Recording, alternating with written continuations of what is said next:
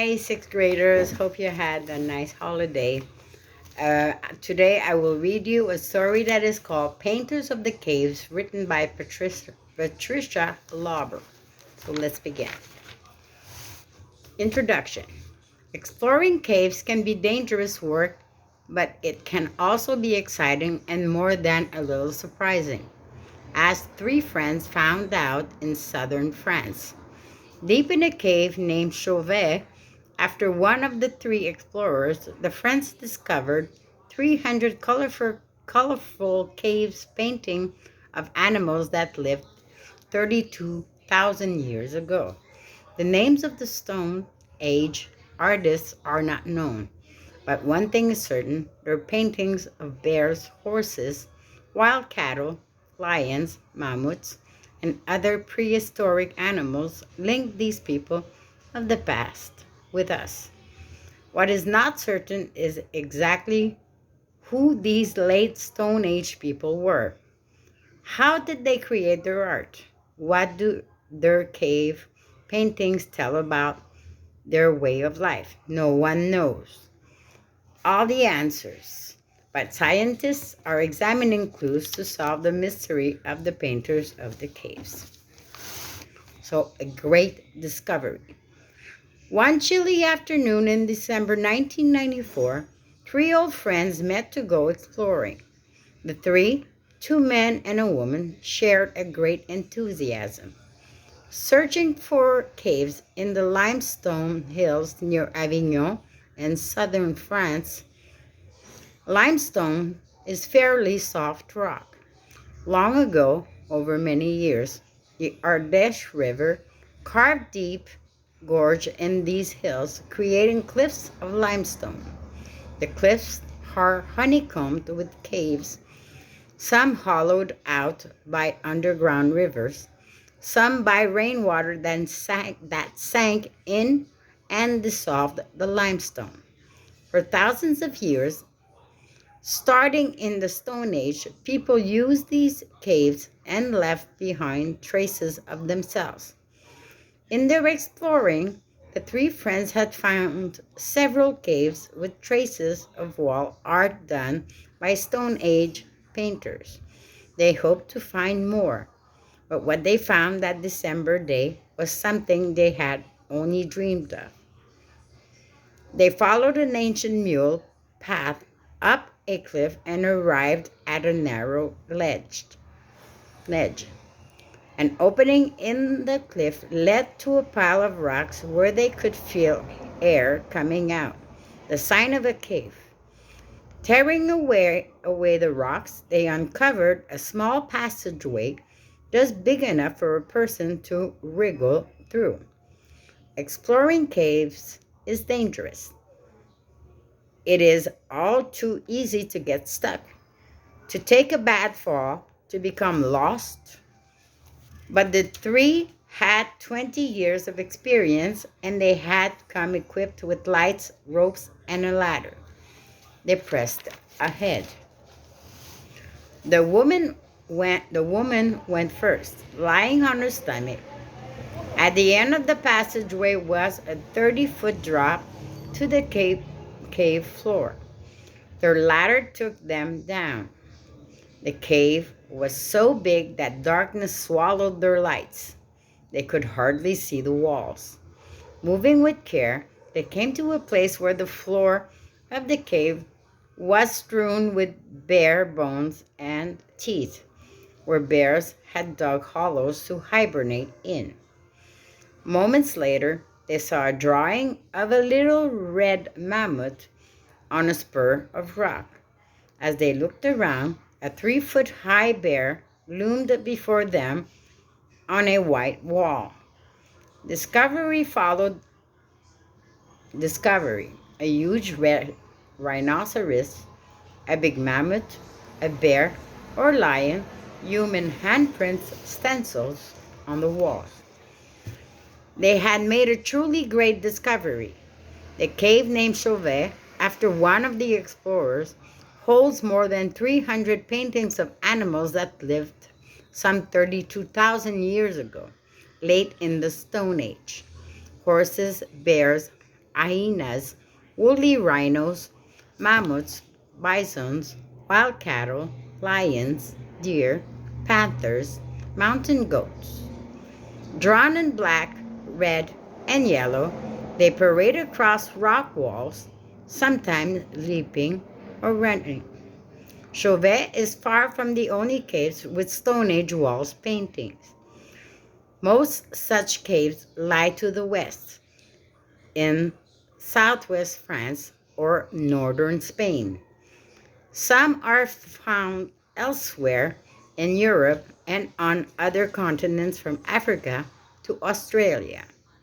But Chauvet is one of the biggest and best, and it is the oldest known. Because its original entrance had been blocked by a rockfall, no one else visited the cave for thousands of years. The names of the cave artists are long lost. They could not sign their names because they lived before writing was invented. But we do know something about them. They were people like us, modern human beings. Their story had been pieced together by a scientist who studied ancient peoples. Part of the story is told by fossils, which are traces of ancient life. A fossil can be many things. The footprints of Stone Age artists who worked in the caves are fossils, as are the footprints of children who played there. But most fossils are skulls, bones, and teeth, hard parts of the body that were preserved when rock formed around them. Another part of the story is told by stone tools and other objects that people left behind and that in time became buried under dust, dirt, and rock. The first modern humans to live in Europe and sometimes called Cro-Magnon from the rock shelter in France, where their fossils and stone tools were first found.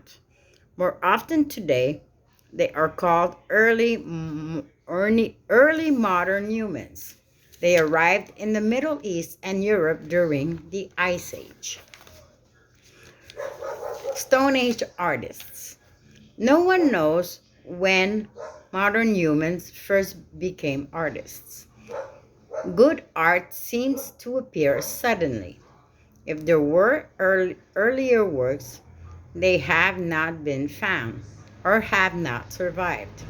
But the artists used their talents in many ways and made use of many materials. They made small objects that could be worn or carried around. They pierced and strung seashells and animal teeth to wear as necklaces, earrings, bracelets. They carved animal figures out or mammoth ivory and also used ivory to make beads that decorated clothing. 3 bodies found in a grave in Russia each had 3,500 beads of mammoth ivory arranged in rows. The clothing had rotted away, but the rows suggest that the beads were strung and the strings sewn to the clothing. One scientist found by experimenting that it takes 45 minutes to make a bead, and so each body had 2,625 hours of beadwork buried with it. The people in the grave must have been important.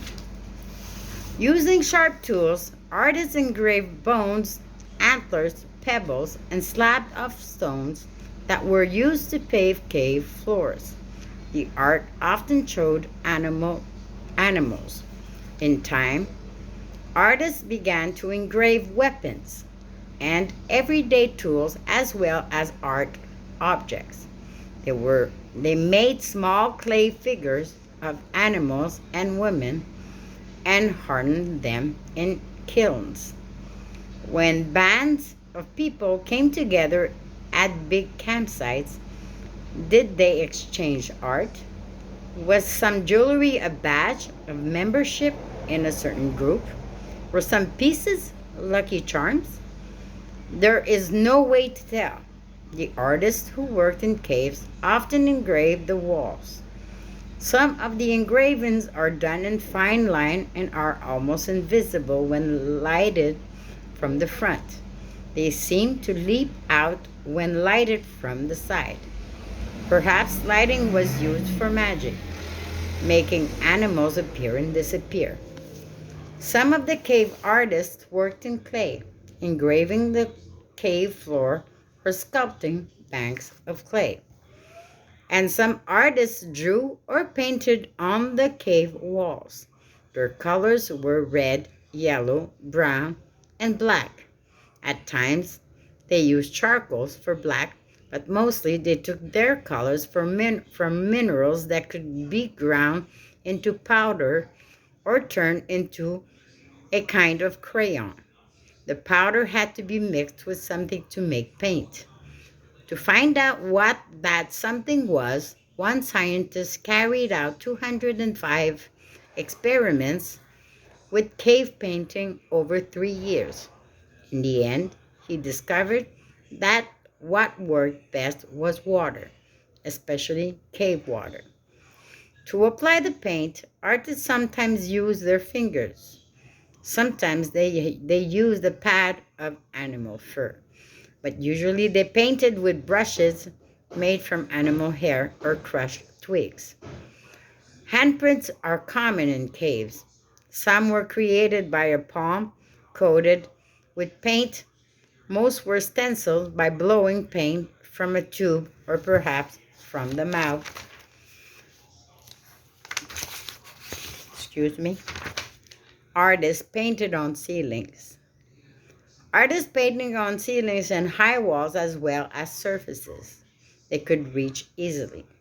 To get up, they must have used ladders, probably tree trunks with stubs of branches.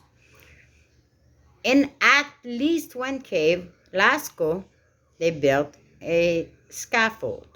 The depths of caves are dark. To see, the artist needed light.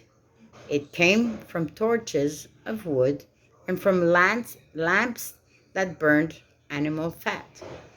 A few deep caves also have hearts, where fires may have given off a strong light.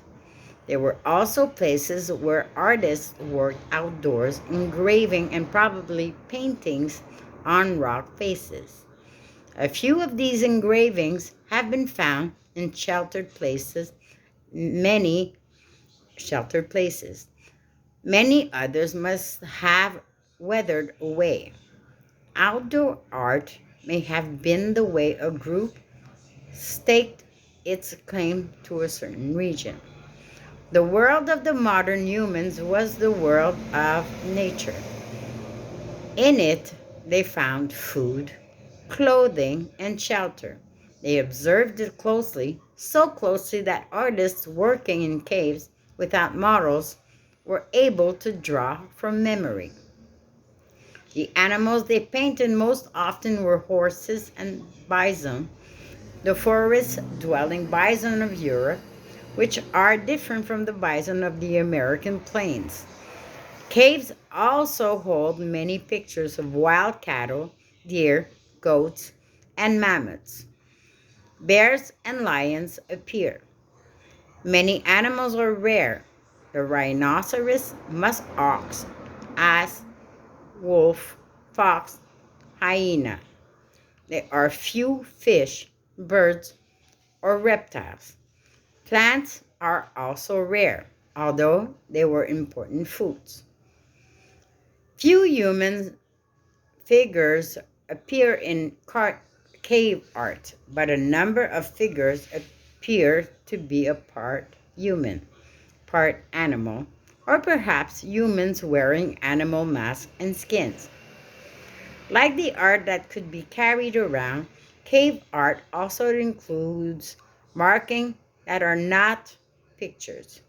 There are many dots. There are circles, rectangulars, zigzags, grids, and other signs, as well as stencils and prints of hands. No one today knows what the signs mean. No one knows what the paintings means, but scientists and others who study the art have some idea. The end. So this is the story for this week. You know that you have to read the story every day, so that you get, listen to my pronunciation. It's very important. And you see that in the story, there are words that are in French. So listen to the pronunciation. I will know when you will read if you didn't look at the video. So this is it for this week. And I will see you soon. Bye.